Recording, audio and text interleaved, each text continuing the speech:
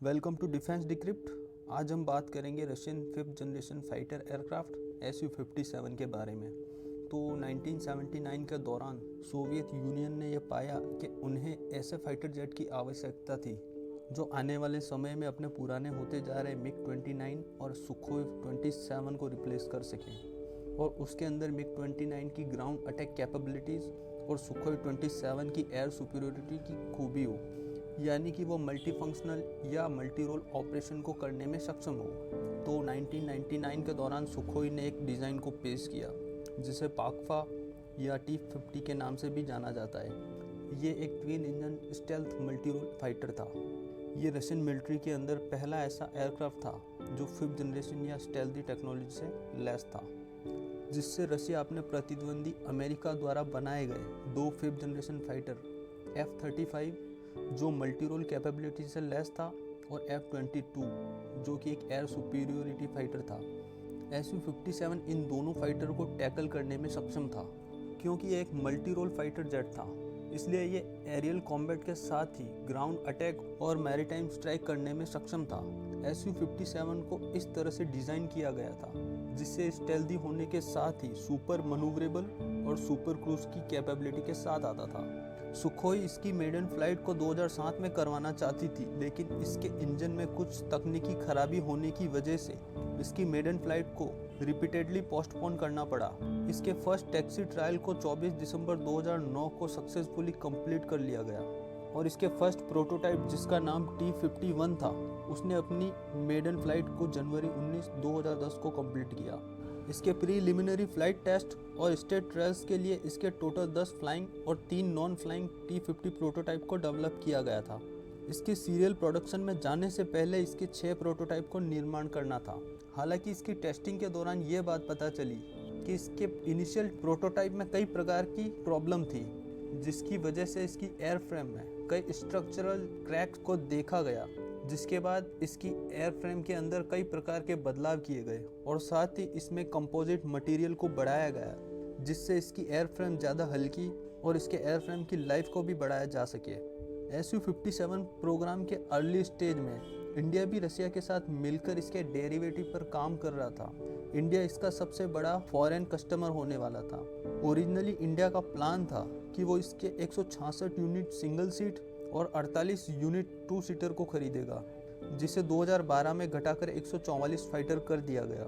2018 के दौरान इंडिया ने अपने आप को इस प्रोजेक्ट से बाहर कर लिया और अपने खुद के फिफ्थ जनरेशन फाइटर प्रोग्राम पर काम शुरू किया। Su-57 के टोटल 4 वेरिएंट हैं। Su-57 इसका फर्स्ट प्रोडक्शन वेरिएंट है जिसको रशियन एरोस्पेस फोर्स के लिए बनाया गया है। Su-57E इसका एक्सपोर्ट वेरिएंट है। इसको इंटरनेशनल कस्टमर के लिए डिज़ाइन किया है। और इसका तीसरा वेरिएंट Su-57M है। ये Su-57 का अपग्रेड वेरिएंट है। इसके अंदर improved mission system, reliability and maintenance enhancements, new flight control actuators और साथ ही इसमें सैटर्न इज़देलिये 30 इंजन को इनकॉर्पोरेट किया गया है। इसका चौथा वेरिएंट FGFA है जिसे इंडियन एयरफोर्स के लिए बनाया जा रहा था। आइए इसके जनरल कैरेक्टरिस्टिक्स को देख लेते हैं। तो Su-57 twin engine stealth multi role fighter aircraft है। इसे कंट्रोल करने के लिए सिर्फ एक क्रू की ज़रूरत पड़ती है। इसकी length 65 feet 11 inch, wing span 46 feet 3 inch, height 15 feet 1 inch और विंग एरिया 848 स्क्वायर फीट है। इसका empty weight 18,000 kilogram, gross weight 25,000 kilogram और maximum take off weight 35,000 kilogram है, और ये 10,300 किलोग्राम तक के फ्यूल को कैरी करता है। इसको पावर देने के लिए इसमें 2 AL-41F1 after burning turbofan engine लगे हैं। इसके प्रत्येक इंजन 88.3 किलो न्यूटन का ड्राई थ्रस्ट देते हैं और आफ्टर बर्नर का यूज़ करके ये 142 से 147 किलो न्यूटन का थ्रस्ट देते हैं। फ्यूचर में रशिया इसमें फिफ्थ जनरेशन के इज़देलिये 30 इंजन को लगाएगा, जिससे इसकी परफॉर्मेंस और बेहतर हो जाएगी। इसकी मैक्सिमम स्पीड मैक 2 और ये मैक 1.6 पर सुपर क्रूज कर सकता है।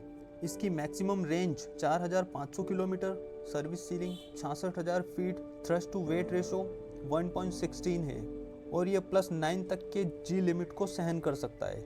इसके आर्मामेंट की बात करें तो इसमें एक 30 mm की ऑटो कैनन गन लगी है साथ ही इसमें टोटल 12 हार्ड पॉइंट हैं। इसकी एयर टू एयर मिसाइल में ये R-77M, R-74M2 और इज़दिलिया 810 को कैरी करता है। वहीं इसकी एयर टू सरफेस मिसाइल में ये 4 KH-38M और KH-59M2 को कैरी करता है। इसकी एंटी शिप मिसाइल में ये 2 KH-35U और KH-31 को कैरी करता है। साथ ही एंटी रेडिएशन मिसाइल में ये 4 KH-58 USN के मिसाइल, KF-250 और 500 guided bombs, anti tank drills के लिए 500 किलोग्राम का क्लस्टर बॉम्ब जो एक्टिव होमिंग के साथ आता है कैरी करता है।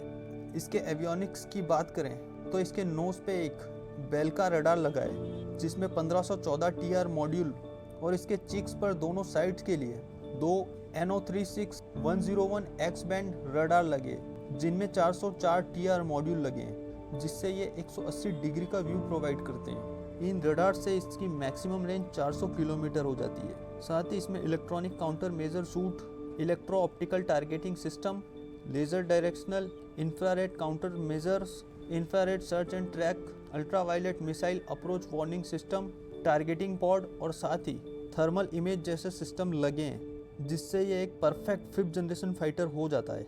तो आई होप आपको वीडियो पसंद आए। मिलते हैं नेक्स्ट वीडियो में। Signing off.